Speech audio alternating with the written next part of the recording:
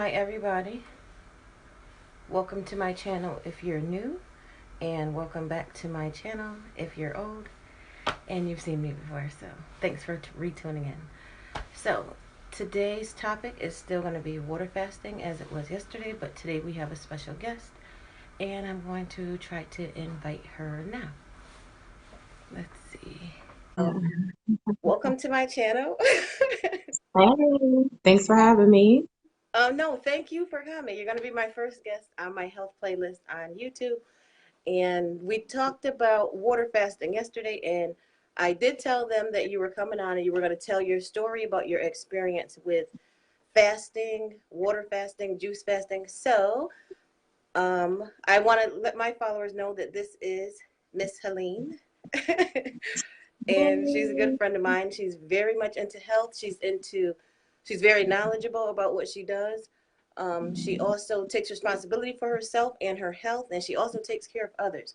So I do respect what she has to say, and I'm going to ask you to be respectful, and I'm going to give her the floor now. So welcome, Helene. Thank you for having me again. You're welcome. So the idea of me juice fasting and water fasting came when I was diagnosed with ulcerative colitis, Hmm. which is inflammation of the colon. I was diagnosed in July of last year. Wow. I was placed on a whole bunch of medication, prednisone, just a series of medication that I tried for about 6 months. After they didn't work, the doctor wanted to move me to an immunosuppressant Hmm. um, called Humira or Remicade. I was to choose either one. I decided that I didn't want to be placed on an immunosuppressant because definitely makes you sicker, suppresses your immune system. So it makes you susceptible to diseases. You get the flu easy, things like that. So my immune system, my body wouldn't be able to defend itself against whatever it needed to stay well. So I Right. did lots and lots of research. I talked to my doctor about diet or just possible ways to remedy the symptoms without having to take medication. He said there isn't any. So that's when I started to do my own research.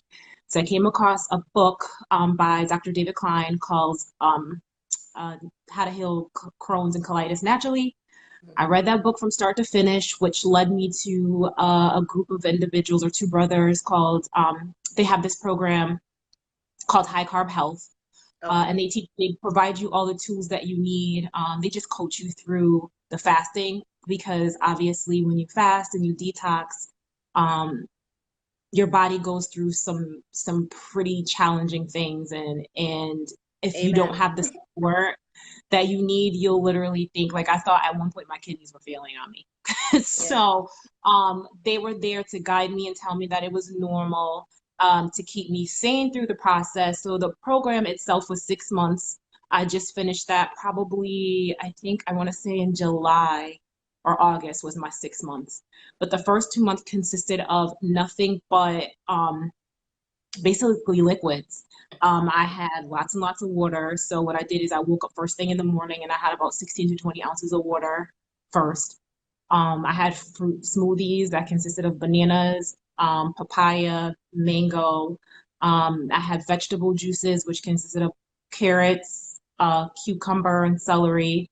More water, probably more smoothies throughout the day. Probably I had like two smoothies a day, and the rest was just juice, Hmm. and water.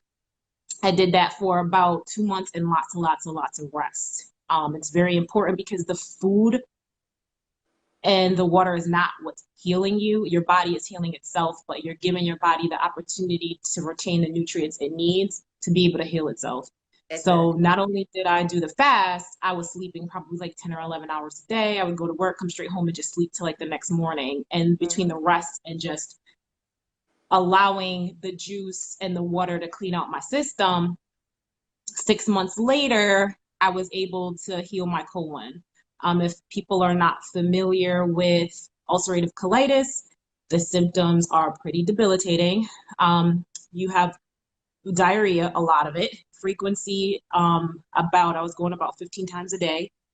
So I was extremely sick. I lost a lot of nutrients. I was very malnourished. Um, abdominal cramping, blood and stool. It was just is awful. And during the detox phase when I was fasting, it was just my body was trying to rid itself of just everything. So I Yeah. was my symptoms were exacerbated. They were times 10. So 15 times a day went to 20. I was having food symptoms, shakes and chills, but that's because the body is trying to get rid of the toxins. Exactly. Um, so I would like shake with chills. Then I would be hot and then I would use the bathroom and then I'm fine. I had headaches. Wow. My hair fell out on like my edges and stuff like that. But once my body was completely symptom free, once the blood diminished, and the first thing to go is the abdominal pain. Once that went and the abdominal pain went in, I was able to start incorporating more whole foods into my diet. Hmm. So now I still, throughout my day, I do eat whole foods, but I still basically like I drink juice and I drink water a lot. And I do have maybe 1 or 2 cooked meals a day. Most of my food consists of raw foods. So That's excellent. yeah. That's excellent. Now, how does your body feel compared to before you started the water fasting and juicing, to now after you've actually experienced it? How does your body feel before to after? My body feels lighter. After I eat a meal or drink something, I don't feel bloated. I don't have gas. I'm not gassy. I feel like my digestive system, and I can tell it's just flowing. I don't have headaches. I used to have headaches a lot. I don't have any more headaches. That's excellent. I'm very well hydrated. My pH balance, so like my urine is always completely clear, even when I wake up in the morning after sleeping for 8 hours, because I make sure I go to bed with water too. Hmm. So I feel I have more energy. Hmm. Um, the food doesn't make me groggy. I'm not in a brain fog. You have, especially after you eat breakfast. I notice the first thing I notice with breakfast is because I don't eat the typical standard American diet breakfast. I only eat fruit for breakfast. So I only eat like I'll eat 2 cantaloupe, and a banana and mango smoothie or something like that. And I feel fine. I Exactly. used to live for like breakfast sandwiches. And after I eat a breakfast sandwich, I can feel it all just stuck and it would be Hmm. extremely painful. But I don't have that feeling anymore. I don't feel that way at all anymore. I feel really good, really great. Now, do you incorporate dead animals into your diet now, or no? No, No, not at all. no, I don't eat any. And people, anytime I tell them that I don't eat meat, they say, "Do you eat fish or seafood?" I don't eat any.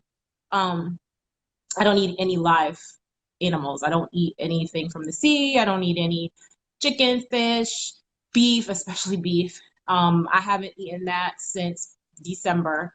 I stopped eating completely in January, and I didn't do a transition because sometimes people need to transition into that, and that's fine. But I just stopped cold turkey. I just stopped eating it. For example, I went to a cookout yesterday. I go to cookouts. I still go to family functions. Hmm. And of course, like all my family members eat meat, which is fine. But I packed me something, and I packed me some cauliflower and rice mix, or cauliflower rice and peas mix with some kale, which is a great antioxidant. And kale is really, really good for you. So I eat kale probably every single day. That's excellent. And then I had broccoli, carrots, and some red onion on the other side, and then um, I had a little bit of black beans in the middle of it, and I just mixed all that bad boy together and just ate it. So while everybody was eating, I was fine. I had time with my family, and they ate what they ate. I ate what I ate, and after I ate, and it was a lot. And the good thing about the food that type of food is you can eat a lot of it. You can keep Hmm. going and going and going and going, and you'll feel fine. I had a big Tupperware bowl full of it, and I ate every single piece of it. And I was full, but I had a second bowl of it a little while later. Like I can just keep going and be fine.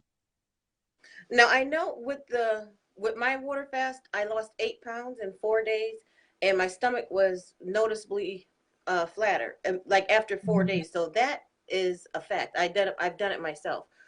But also there was a spiritual lightening. So I want to ask you, Woo, did child, you yes. feel lighter spiritually after you finished eating dead animals and changing your diet? I did. It's amazing. Especially when I felt like at my lowest that I didn't know what was going on and I felt like my kidneys were shutting down on me. It opened up my mind to so many things spiritually. I mean, I would sit by myself and just think and think and think about this journey and what it meant to me and what I wanted to get from it. So that made me start working on myself internally because I knew there was some things that I needed to heal internally. And I knew that going through that, I also knew I learned that a lot of stress, a lot of anxiety, and the food that we eat can cause illnesses. It can cause disease. And they That's a call it fact. disease, you know? So I started to really evaluate. I started journaling. I started to evaluate the stressors in my life. Hmm. I started to think about like whether it was work or family or whoever or whatever was stressing me out or causing me anxiety at the time. And I started to reevaluate the particular and break it down.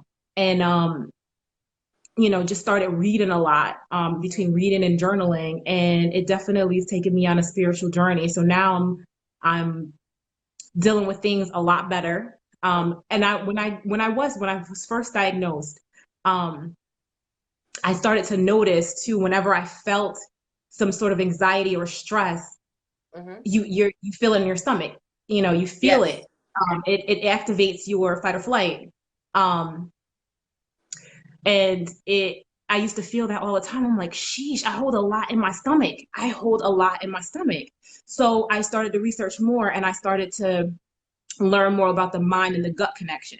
Exactly. So a lot of the things that we think we definitely feel in our digestive, like when I eat now, I meditate when I eat. So when I eat and I chew, I start breathing Hmm. because I want to Exactly. relax my digestive system. I want to relax. So I have a better experience too when I do that than shoveling everything in my mouth. Yes. I start to relax my digestive system and I breathe. And I just, breathe as I'm chewing and I just relax my digestive system and everything just goes a lot smoother. So yeah, it's taken me on such a spiritual journey. I want to be out in nature more. I want to walk barefoot more. I Excellent. want to Grounding. I want to connect with people in different ways more. Not as angry. I'm not as angry as I used to be. Exactly. So I agree. Totally. definitely taking me on that special journey. Now, while you were researching, I know, well, I'm not going to assume, but have you researched that the gut is also a brain in the body? Yes. Okay, So you excellent. feel it. That's where the term I had a gut feeling comes from. Right. That's Because where that term comes your from. gut is also a brain. You don't just have Right. one.